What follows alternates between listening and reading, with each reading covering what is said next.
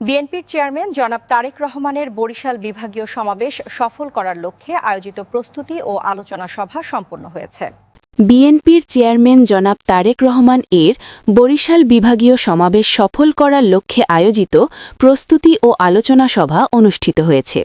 সভায় বক্তব্য রাখেন পিরোজপুর ১ আসনে বিএনপি মনোনীত ধানের শীষের প্রার্থী অধ্যাপক আলমগীর হোসেন। আমাদের নেতৃবৃন্দকে নিয়ে বসেছিলাম। আমরা পূর্বের চেতনাকে ধারণ করে মাননীয় চেয়ারম্যানের আগমনকে সফল করার জন্য সর্বোচ্চ করব।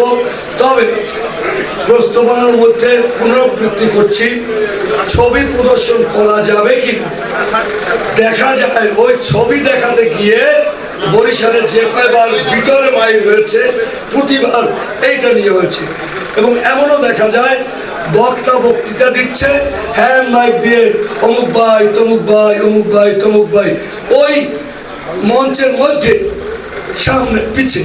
এগুলোকে আমরা বরিশালের আরো বেশি সুশৃঙ্খল হব, এই বিষয়গুলো দেখার জন্য আমন্ত্রণ জানাচ্ছি এবং আমরা সর্বোচ্চ চেষ্টা করব। আসসালামু আলাইকুম।